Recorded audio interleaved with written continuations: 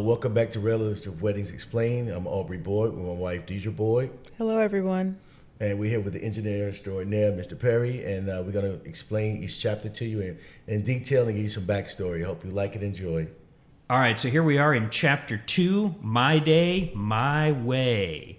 And speaking of that, I wanted to jump back real quick to something I forgot to ask about in Chapter 1, which was the Wedding Challenge, the TV show that Judy wants to be a part of, and what that is all about. It made me think a little bit of like Bridezillas or something. Mm-hmm. Well, that one, I remember years ago, I think we was living in Virginia at the time, that every time I came in the house, my wife and daughters would be watching this thing called Four Weddings. Four weddings, four guests, and they go to each other's wedding, and they judge them, which one's the best, and they would complain about everything, like, it's too hot outside, bugs, I don't like that. So eventually I get to watch it with them, so I'm like, oh, you know what, this would be a great concept for a book, would change it until not four weddings, but wedding challenge, and do it something similar. So that's what I got the idea from. Yeah, and with the girls watching it with me, you get to see four different personalities and how they view their perfect wedding. Because again, Judy and Teresa, as girls, that's where they started, gathering all the ideas for their dream wedding book. They got different venues, different types of things that they want to happen. You see people have carnivals at their weddings, food trucks, the different types of foods, the different types of venues. So this helped to Aubrey to recollect and help Judy and Teresa formulate their dreams for their weddings. Yes. Well, and the only one who's interested is Judy. Teresa doesn't seem to want to be on this show. That's none of her stuff fits with that, but Judy is definitely very determined to be a part of this. Yes, that's my daughter Diamond. Well, so let's jump in now and talk about Teresa, Judy's sister, but her polar opposite. And she has a very different lifestyle, a very different career. And tell us a little bit about Teresa and where she came from. Well, Teresa is a combination as well. My daughter, sister-in-law, and a couple other ladies in my family that I knew. And, she's the outgoing. Like I said with the sisters, it's a yin and yang. And it normally is with sisters. Most sisters don't act the same, Mm-hmm. So yin and yang on that. One of them is fake it till she make it, going to try to survive, whatever. And the other sister already have it, but she's not changing for anybody. And she's also a trauma nurse, so she's got some cash to play with here, too. Yes. She's an educated woman. She just won't change her attitude for anyone. Intelligent and frugal. Mm-hmm. Yeah, she definitely does not want a fancy wedding, as we come to find out. She has very different visions. So yeah, she's going to want more of a party atmosphere for her wedding as opposed to something that would fit on a reality show. Yeah, her wedding is inspiration for that is our daughter Diamond. When we were growing, she was growing up in Virginia. We used to always go to this park, and we call it our park, We go there, walk with the girls, play games. And she always told me, she's like, Dad, when I I want to get married here. I'm like, You sure? Because that'll save me a lot of money. She's like, yeah, I just keep the money for my honeymoon. And right. She was so excited. We're going to go to, it was Hildebrand Park, I think it was called. I forgot the name of that park. In Virginia Beach. And there was this big rock wall. And she just thought it was just the best thing. She can walk down this rock wall into her wedding party, and it would just be the best place to have a wedding. And because after we went to the park, we would always get something to eat. Yes. Yeah, the thing is, our park to this day, because remember, we took all the kids there as they got older, so everybody got that picture of walking that wall. And then when it was little, that wall looked so big. Now when we went back, I'm like, are you serious? It was like a little picket fence. Yeah. Like, did I get bigger or the wall get smaller, Maybe a little of both. Yeah, but that's our family, our family tradition. Nice. Well, speaking of family, I did notice that in here, as she's getting ready, and we're hearing a little bit about, she's getting ready to go meet her mother-in-law, and we're hearing a little bit about the story about how she met her fiance, Victor. Victor Boyd, as a matter of fact. We hear also the law firm name I noticed was familiar somehow, Boyd Crest. Yeah, I mean, cross advertising. Why wouldn't I? I mean, we're going to have my name in something. I wrote it, let me embellish. Exactly.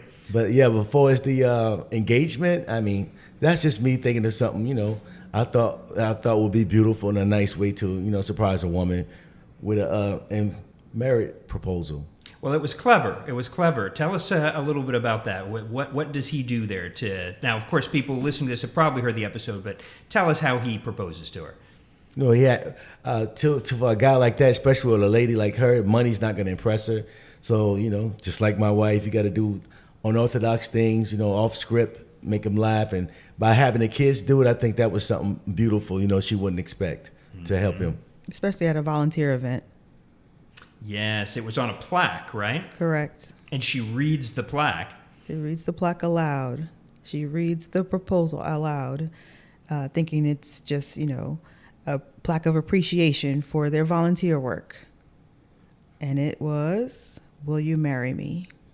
Nice. See, I also wrote it like that, so kind of bad if she would have said no. She kind of had to say, yeah, everybody's watching her, Well, I don't know. I saw one where someone proposed at like a basketball game on center court and she ran away because she didn't want to get married to the guy. Might have been a side guy, Not on TV. What are you doing? Right.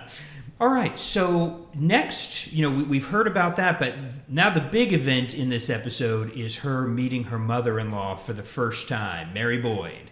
And you kind of had some descriptions around her that were pretty detailed, again, about how she dressed, about how she enters a room. And so talk a little bit about Mary. Yeah, but, when I wrote Mary, the original screenplay, I had that character, but I had to leave a little space in there for the actors to embellish on or interpret it how they wanted to. So when I have a chance to convert the screenplay to a book, that's when I can embellish on more details. I wanted you to close your eyes and you could smell this woman. You can envision what she had on. So as I grew up, like I said, a lot of women, the Avon lady used to come by our house. If you were old enough, you remember the Avon lady, get the booklet, and you could smell this woman up before she sit down or when she left the room. You knew she was there. The Avon lady could say that certain smell, elegant, but that's the way I grew up. Older women had their own perfume that you knew it was just them. Strong. Like white diamond for somebody auntie had white diamond on. You knew that wasn't the most expensive, but you knew it was her. Yep, and guys too. Hey, 80s for me was like I said, Avon lady. My first cologne was Wild Country, Black Suede. I forgot the other one they had, but that's what you had until you learned better.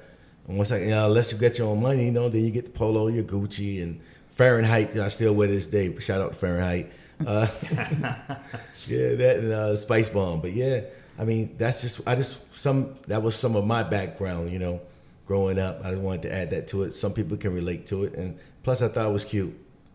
Well, so now Mary does not appreciate Teresa's ideas about a wedding, about the park, about Popeye's chicken. She is not happy with all of this. Is any of this drawn from reality with mother-in-law or anything in y'all's lives? My mother-in-law is beautiful, so I ain't got no problem with my mother-in-law, but I did look at that relationship of Mary and her son Victor as my wife and my son's young too. Mm-hmm. Deidre, take it away. Well, from his point of view, he feels like I'm overprotective and that my son, Jantu, can do no wrong. So this is how I would be overprotective of him and the woman that he brings home to tell me that he's going to marry. Oh, you're going to be. Not necessarily true. Okay. But again, it draws his inspiration, so I'll let him run with that. Now, if she should suggest Popeyes, how are you going to respond to that? No, not at all. And I don't even think it would just be me. It would be his sisters as well. See? Popeyes for a wedding? Well, maybe Diamond. I'm not sure. Because that was her dream when she was little. Mm-hmm. But now, she's got a little finer taste. This is just my thought. And, maybe, it's just my opinion. But I think the wedding is for the woman. Whatever she wants, just get it. To me, that's her day. So if she want Popeye chicken, baby, here go 5 G's, buy all the chicken you can. But not with Mary Boyd, not this character. She's more refined. She's more elegant. She wants a catered wedding for her son. This is her son. Mm-hmm. It's not his wedding. She doesn't want it to be a spectacle. It's not his wedding. But she does seem to back off by the end. Teresa is someone who seems to be convincing, whether it's by explaining or just by sheer force of will, is going to bend people. And it seems like she even gets Miss Mary Boyd to back down. Yeah, inspiration, my daughter. That's Diamond. She's not gonna back down, bro. She's gonna prove her point. I also wanted to comment. I always like commenting on the artwork in these, and I really like the picture of Teresa with the bubble gum. I think that sums up her character really well. And that was, I'm trying to remember, that is a family member of yours that draws those, Yes, right? it's our illustrator. It's Brandy Antonio. It's our family, our cousin out of New York. She's back in Long Island, right? She's back. She's still in New York. She's in Rochester, I believe. Oh, she upstate. Yeah, but I think she still works in New York. Talented, very talented artist. Yeah, and she does all the illustrations in all our projects for books-wise. Anything you see illustration-wise, it's always going to be Brandy until she tells me she don't want to do it anymore. If you want to go to a website, just check out the book or go to it or look at the end of the chapter. It actually gives her website, okay? All right, excellent. But yeah, I always like her drawings. They always sum up those characters really, really well. So, Thank you, everyone, for joining us again for Relative Weddings Explained. If you could please assist us by hitting the like, subscribe, and notifications button. You can also comment and share our content. These small things really help our channel and mean a lot to us. This is going to be it for now. Until next time, remember, you are cherished by us.